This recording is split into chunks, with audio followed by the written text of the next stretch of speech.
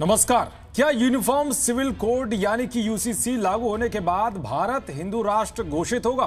क्या कांग्रेस भी अब हिंदू राष्ट्र के समर्थन में आ गई है? और यूसीसी पर चर्चाओं के बीच अचानक सीएम योगी का बयान हिंदू राष्ट्र की ओर कैसे इशारा कर रहा है? इन सारे सवालों के बीच आपको यह भी बताऊंगा कि यूसीसी लागू होने से देश में क्या क्या बदल जाएगा और मुसलमानों के नाम पर अपनी दुकान चलाने वाले क्यों बिलबिलाए हुए हैं। दरअसल यूनिफॉर्म सिविल कोड और भारत को हिंदू राष्ट्र घोषित करने की मांग पिछले कई दशकों से चली आ रही है। यूसीसी बीजेपी के मैनिफेस्टो के बड़े वादों में से एक है। पार्टी अपने मैनिफेस्टो में शामिल ज्यादातर बड़े वादों को पूरा कर चुकी है, जिसमें अयोध्या में राम मंदिर निर्माण शुरू करना, 3 तलाक से छुटकारा दिलाना और कश्मीर में अनुच्छेद 370 हटाने जैसे मुद्दे शामिल हैं। पीएम मोदी ने जब से यूनिफॉर्म सिविल कोड लागू करने के संकेत दिए हैं, तब से पूरे देश में इस मुद्दे पर बहस छिड़ गई है। कहा जा रहा है कि केंद्र सरकार आगामी मॉनसून सत्र में यूसीसी का बिल संसद में पेश कर सकती है। मॉनसून सत्र में ही इसे लागू कराने की पूरी तैयारी कर ली गई है। साथ ही राज्यसभा में इसे कैसे पास कराया जाए, इस प्लान पर भी तेजी से काम चल रहा है। यूसीसी के मुद्दे के बीच हिंदू राष्ट्र का मुद्दा भी तूल पकड़ने लगा है। अब सोशल मीडिया पर दावे किए जाने लगे हैं कि यूसीसी लागू होने के बाद भारत हिंदू राष्ट्र भी घोषित होने वाला है। दरअसल भारत को हिंदू राष्ट्र घोषित करने की चर्चा अब क्यों जोर पकड़ने लगी है, इसके लिए हमें कुछ महीने पीछे जाना होगा, जिससे देश को हिंदू राष्ट्र घोषित करने के कहीं ना कहीं संकेत मिलते हैं। भारत को हिंदू राष्ट्र घोषित करने का सबसे बड़ा सिग्नल अपनी कट्टर हिंदुत्व छवि के लिए पहचाने जाने वाले और बीजेपी के फायरब्रांड नेता सीएम योगी के बयानों से मिलता है।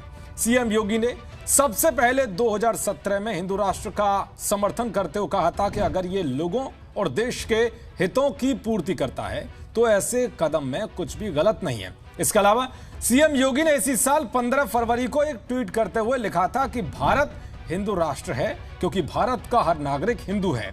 भारत हिंदू राष्ट्र था और आगे भी रहेगा।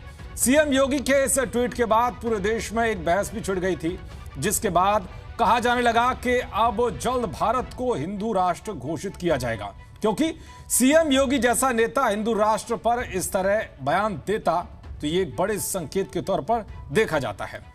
तो ये रही अभी सीएम योगी के बयानों की बात, जिसमें हिंदू राष्ट्र की झलक साफ दिखाई देती है। लेकिन अगर कांग्रेस का ही कोई बड़ा नेता हिंदू राष्ट्र का समर्थन करे तो हर किसी का चौंकना भी लाजमी है। दरअसल कुछ दिनों पहले ही छत्तीसगढ़ के रायपुर में कांग्रेस विधायक अनीता शर्मा ने हिंदू राष्ट्र बनाने के लिए आह्वान किया था और इसके लिए सभी को आगे आने को कहा था। विधायक अनीता शर्मा ने कहा था कि हम जहां भी हैं, हमें हिंदू राष्ट्र बनाने का संकल्प लेना चाहिए, हमें हिंदुओं के लिए बात करनी चाहिए और ये तभी संभव है जब सभी हिंदू एक साथ आए।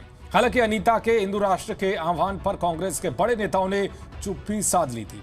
तो वहीं जब हवन पूजा के बाद पीएम मोदी ने सेंगोल को नए संसद भवन में स्थापित किया था, तब यह चर्चा तेज होने लगी थी कि पीएम मोदी ने हिंदू राष्ट्र की नींव रख दी है। यही नहीं बल्कि बागेश्वर धाम के धीरेन्द्र कृष्ण शास्त्री भी आए दिन भारत को हिंदू राष्ट्र बनाने को लेकर बयान देते रहते हैं।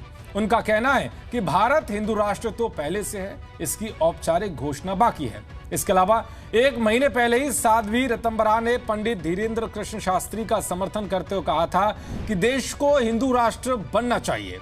हिंदू राष्ट्र बनने से पहले हिंदुओं को हिंदू होने का अर्थ समझना चाहिए, जो बहुत जरूरी है, जिससे वो अपने को सही तरीके से हिंदू मान सके, हिंदू राष्ट्र को बनाने में आगे आ सके।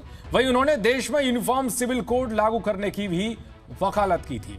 इन सब के अलावा हिंदू संगठनों के नेता भी हिंदू राष्ट्र की मांग करने के लिए आए दिन सामने आते रहते हैं, लेकिन अब माना जा रहा है कि यूसीसी के साथ ही हिंदू राष्ट्र की मांग भी तूल पकड़ने वाली है। चलिए अब जानते हैं कि यूसीसी लागू होने से क्या फायदा होगा और देश में क्या क्या बदल जाएगा और खुद को मुसलमानों का ठेकेदार मानने वाले इसका विरोध क्यों कर रहे हैं। दरअसल यूसीसी को आसान भाषा में कहें तो एक देश एक कानून। अभी शादी, तलाक, गोद लेने के नियम, उत्तराधिकारी संपत्तियों से जुड़े मामलों के लिए सभी धर्मों में अलग अलग कानून हैं। समान नागरिक संहिता आती है तो फिर सभी के लिए एक ही कानून होगा, फिर चाहे वो किसी भी धर्म या जाति का ही क्यों ना हो। अब सवाल यह है कि यूसीसी लागू होने से क्या बदल जाएगा। दरअसल हिंदू, सिख, जैन और बौद्ध के पर्सनल मामले हिंदू मैरिज एक्ट से चलते हैं। मुसलमानों, ईसाइयों, पारसियों के अलग अलग पर्सनल लॉ हैं। ऐसे में अगर समान नागरिक संहिता लागू होती है तो सभी धर्मों के मौजूदा कानून निरस्त हो जाएंगे। सभी धर्मों में फिर शादी, तलाक, गोद लेने, उत्तराधिकार और संपत्तियों से जुड़े विषयों पर एक ही कानून होगा। सबसे बड़ा असर इसका यह होगा कि हिंदू, सिख, ईसाई, बौद्ध, पारसी और जैन धर्म में एक शादी की ही इजाजत है। दूसरी शादी तभी कर सकते हैं जब पहली पत्नी या पति से तलाक हो चुका हो, लेकिन मुस्लिमों में पुरुषों को 4 शादी करने की इजाजत है। यूसीसी आने पर बहुविवाह पर रोक लग जाएगी। इसके अलावा इसका असर तलाक पर भी पड़ेगा। हिंदू समेत कई धर्मों में तलाक को लेकर अलग अलग नियम हैं। तलाक लेने के आधार अलग अलग हैं। तलाक लेने के लिए हिंदुओं को 6 महीने तो ईसाइयों को 2 साल तक अलग अलग रहना पड़ता है, लेकिन मुस्लिमों में तलाक का अलग नियम है। यूसीसी आने पर यह सब खत्म हो जाएगा।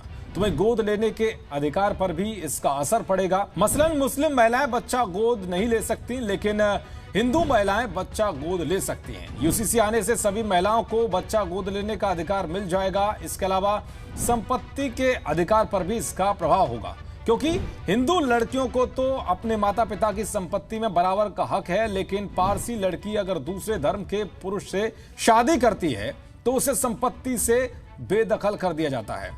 यूसीसी आने से सभी धर्मों में उत्तराधिकार और संपत्ति के बंटवारे से जुड़ा एक ही कानून होगा, यानी कि यूनिफॉर्म सिविल कोड से वैसे तो हर धर्म के लोगों को फायदा होगा, लेकिन सबसे बड़ा फायदा मुस्लिम महिलाओं को होने वाला है।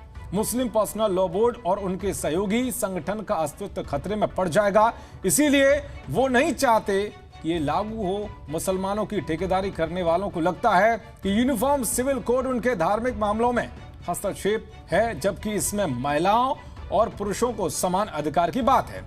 इसका धर्म से कोई लेना देना नहीं है। खैर, अब देखना यह होगा कि यूसीसी कब और कैसे लागू होता है। नमस्कार।